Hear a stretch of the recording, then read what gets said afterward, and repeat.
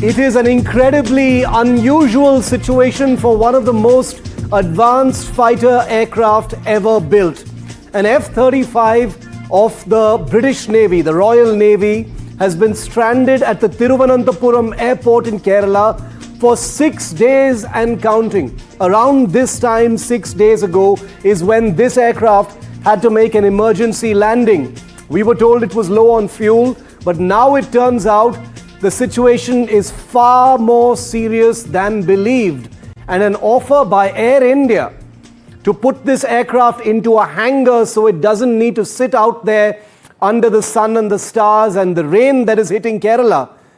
Well, the Royal Navy has declined that Air India offer and said they are contemplating what to do with the aircraft, and things are getting steadily more serious ever since NDTV brought this story out into the public domain. It seems like this aircraft is not able to fly just yet. It's not unusual because military aviation is a complicated and safety-first business, but the Royal Navy appears to be struggling to get this aircraft serviceable and safe enough to fly once again. And we are told 3 attempts so far to get this aircraft off the ground have not so far succeeded. NDTV's Deepak Bopanna joins me live from Bengaluru tonight. His team has been looking very closely in Kerala at what's happening with this aircraft. Remember, the F-35 is part of one of the most expensive fighter programs in history, if not the most expensive one. And therefore, all eyes are on this unusual situation where a stealth 5th generation fighter aircraft, American-built, operated by the Royal Navy, has been sitting at a Kerala airport for the last 6 days and nobody is able to do anything about it. Deepak, I want to quickly come to you. The latest that we have, that we reported earlier today, is that this aircraft, unusually, has been just sitting out there on the airport bay, doing nothing at all. Nobody is able to move it because the Royal Navy has not given permission for it to be moved. They don't want anyone to handle it, apparently. And Air India, which has offered the Royal Navy hangar space to take this aircraft inside a hangar so that it can actually be inspected there, the Royal Navy has actually declined. What are you hearing, Deepak? Well, Shiv, like you said, this is one of the most expensive aircrafts ever made, but it's also one of the most complex, and that's where the challenges really are coming in, is what I'm picking up. I've also officially written to the British High Commission. I spoke to a team here in Bengaluru. They didn't have much to say. I've also written to the team in Delhi to get more information officially from them about what's happened to the aircraft, because unofficially what we are learning, like you said, was initially there was a weather issue, there was a fueling issue, but all of that probably now can be ruled out, considering the fact that it has been there for several days. A team was there to inspect, and try to figure if they can actually take it back to the aircraft carrier, but it doesn't seem like that has worked, considering the complexities involved in fixing any sort of issue with this aircraft. There was, of course, a chopper that flew in, took the pilot back, and that ruled out any possibility of it being taken in the next 24 to 48 hours as well, when it happened a couple of days ago. Right now, we are told that there will be information that will be picked up from back home. If there is a need to fly in any special engineers as well, that is a possibility too, the next 24 to 48 hours. Like you said, any help that has been offered to them that has been rejected, whether they will reconsider that request, that is something that remains to be seen. Well, it's quite strange, but also a little surprising to see that the Royal Navy has declined an offer for an aircraft that is hugely expensive, is coated with materials that are need constant maintenance to be able to maintain the kind of stealth that this aircraft enjoys, allowing it to be virtually invisible to radar. Well, they've actually declined that offer to put that aircraft inside a hangar, possibly due to the fact that this aircraft has a lot of secretive technologies, and there may be concerns over letting this aircraft out of their sight, even though the Royal Navy has requested a ground handling agency that they can control in this manner. Deepak, thanks very much for that. We're trying to get a word in from Air India as well about what else they might be offering to the Royal Navy at this time. But why is this F-35, one of the most advanced fighters in the world, still grounded? And is India unable to help the Royal Navy get this aircraft back in the air? Well, let's just show you some details of what we know so far about why this aircraft may be still grounded. We are hearing about a hydraulic failure. That appears to be confirmed. There appear to be some kind of an engine issue with the aircraft as well. That's also being reported in local media. Now remember, inspection requires secrecy, and obviously the Royal Navy can't get complete secrecy over there because this is, after all, an Indian airfield, even though they've been given the option, like I said, of moving the aircraft into a hangar, an option that they have so far not exercised or accepted. Maybe the Royal Navy is awaiting some special parts or special equipment. It needs specialized equipment or parts because, like I said, this is a very, very protected proprietary technology aircraft where you don't have common standard spare parts just lying around in any airfield, and therefore maybe what is wrong with this aircraft needs a kind of fix that can only come from Britain or from the United States, and not even something that can come from the ship, the HMS Prince of Wales, which is where this aircraft actually came from. Now, the F-35's problem may actually be bigger than believed. In fact, we've got some breaking news coming in now. News agency ANI, quoting defense officials, is saying that the problems with this F-35 stealth fighter that's been stuck on the ground for 6 days and counting may have a problem that is bigger than previously believed.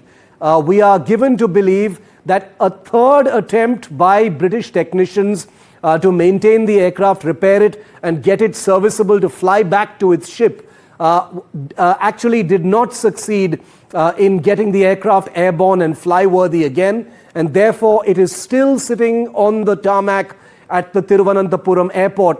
What is even more alarming perhaps is that defense officials say that the option of a British transport aircraft arriving in India or an American transport aircraft arriving in India to carry this aircraft back, carry the F-35 back, is being seen as a possibility. It may need to be ferried back. That is how serious the potential problem with this aircraft could be at this point of time. Let's make sense of this, and I want to make it very clear that on NDTV we are reporting this story because it is an unusual one. It is an advanced fighter. These things do happen in aviation. Aircraft can be grounded for days together for various problems. There are logistical issues, there are security issues, there are maintenance issues, there are diplomatic issues as well, and therefore this is a story with many different layers making the headlines. Air Marshal Sanjeev Kapoor, former Indian Air Force pilot, he served as Director General of Inspection and Flight Safety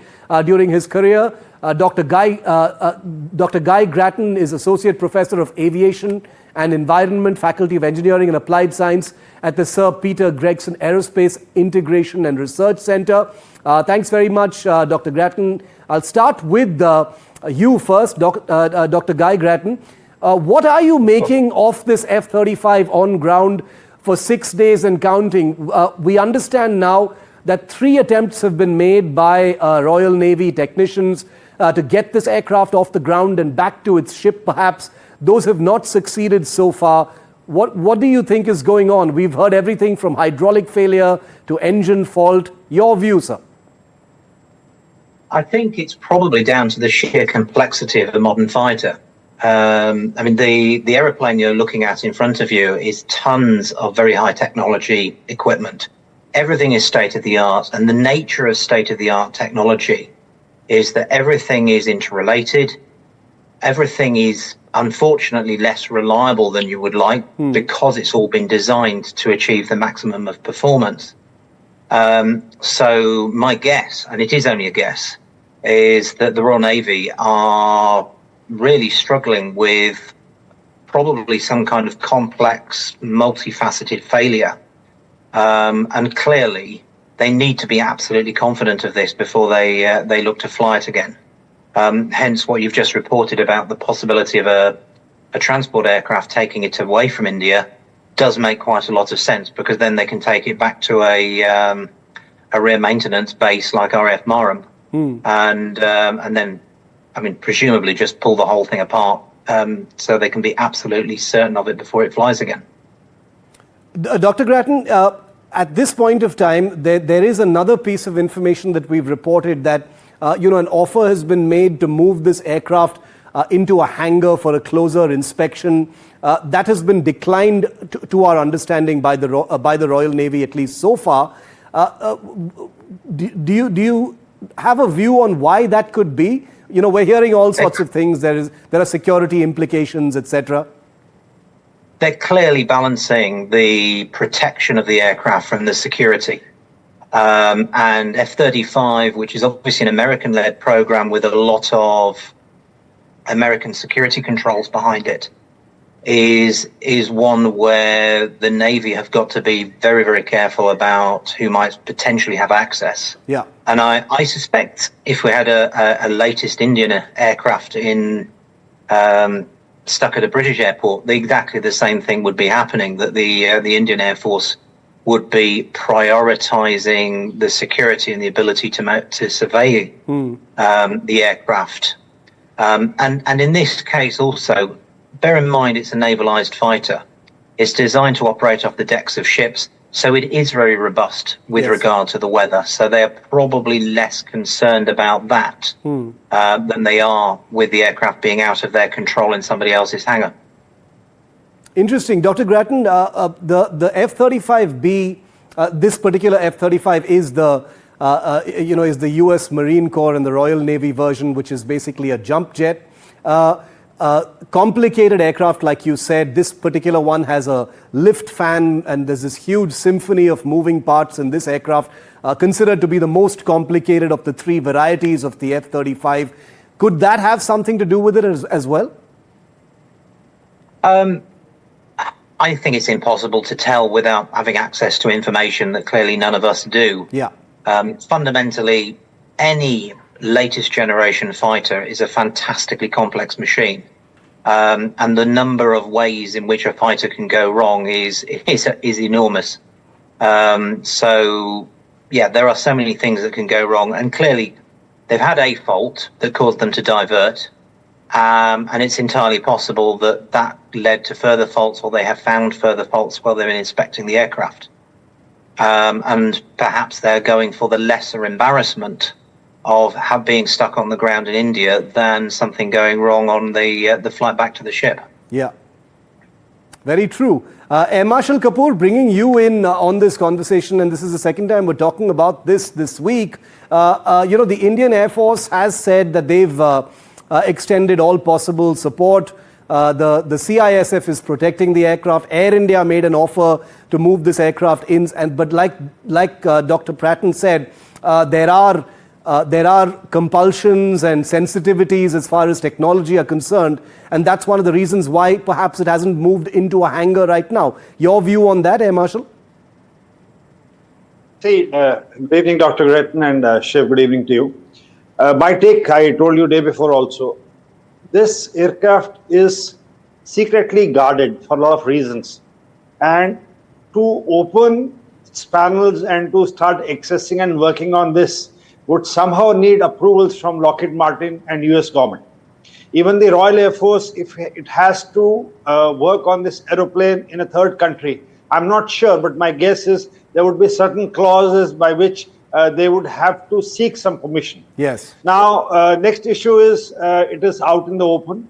There is, no, they have offered, the Air India has offered hangar because Trivandrum does have two hangars where this can be parked.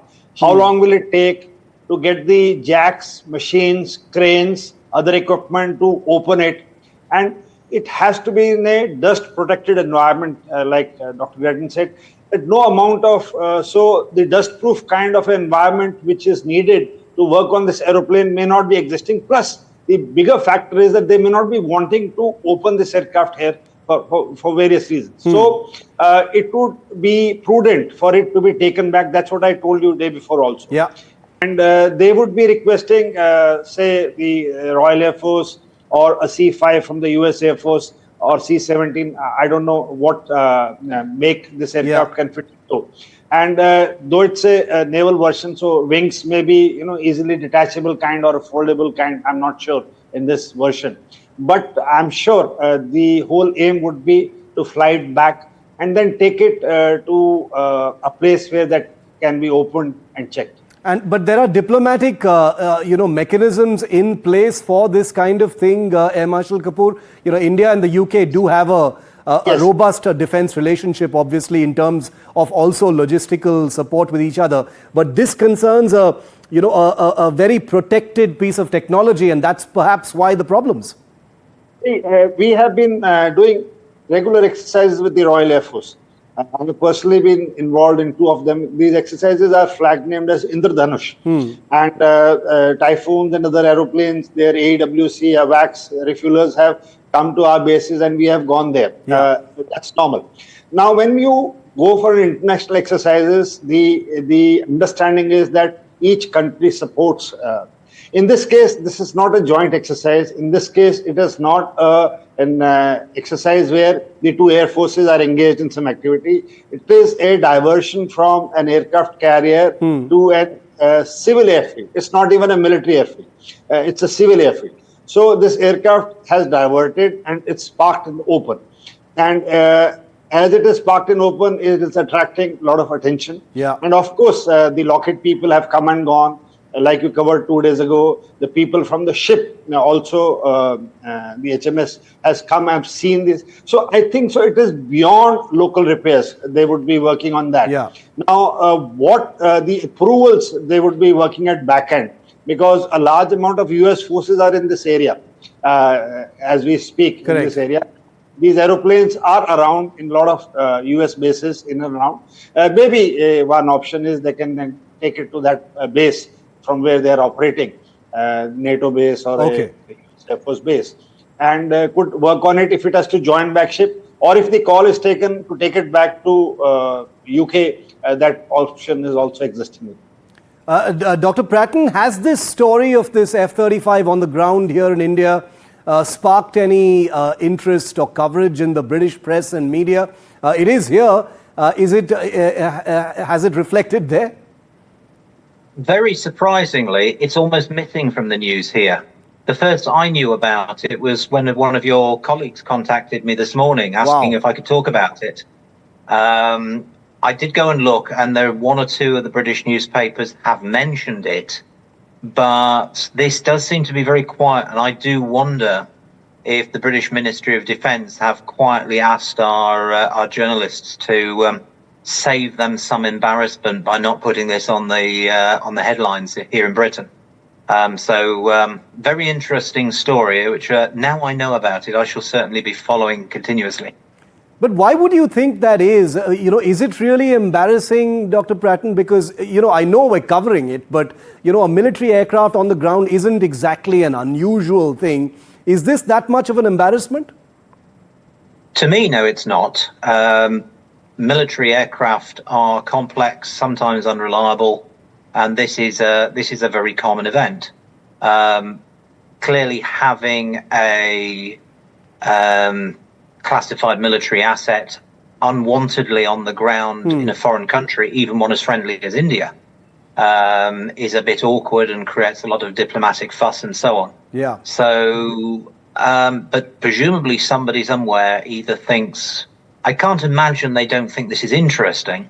So I think they must think that this is embarrassing, or that the public gossip in Britain will just get in the way of them solving the problem from this side of the world. Well, looking forward to you following it up, and I'm happy to say that you heard about this story from NDTV. That's good to hear, and we will continue to report. Thank you for telling me. Absolutely. Stay with me. I also have with me on this, who's just joined the show, Patrick Smith is also an aircraft pilot. He runs the very popular Ask the Pilot website and portal. Patrick, welcome. Thanks for being with us here on this coverage. We were just speaking to Dr. Pratton and Air Marshal Kapoor. Your views very quickly, Patrick, on this F-35 that is stranded here in India, an American aircraft being operated by the Royal Navy. Yeah, this could be almost anything. This is a tough one to answer and get into because there's just so little information about what exactly is going on. And maybe military authorities might not be completely forthcoming as to what the situation is. So any number of possibilities there. It's hard to say. And we were just talking a moment ago before you joined us on, the fact that this is protected technology. India, of course, doesn't have F-35, so it doesn't have a support ecosystem to help this aircraft, even though the F-35 is separately on offer to India. Could that be one of the reasons that, the special parts or equipment don't exist here, and therefore the aircraft hasn't been able to fly yet? That is certainly plausible. I think you just said it better than I could. That scenario you just encapsulated, is basically what I would have said. Too many question marks, too many unknowns to really get a sense of why the plane's there, what's wrong with it. Well, thank you very much, gentlemen, for joining me, Patrick, Dr. Grattan, and Air Marshal Kapoor, for joining me on this particular segment. Some of them are going to stay with me for our next story coming up as well. But before I let go of the F-35 story, I had to bring you this because it's been going more viral than the story itself. Well, take a look at this.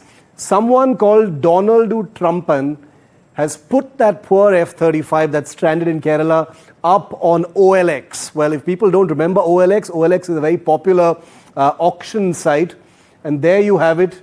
On the 16th of June, someone's put up a picture of that F-35 and said the starting bid is $4 million, which is about, a small fraction of the actual cost of this aircraft. But there you have it. Internet 1, F-35 0. That's the way it rolls here in this country. Well, we're certainly hoping that this F-35 is able to fly again and return to base. We wish all pilots, all technicians safety. This is a risky and difficult and complicated business. And as we continue to bring you that story, which remember first broke here on NDTV 6 days ago, all we wish for is the safety of all military personnel in this country.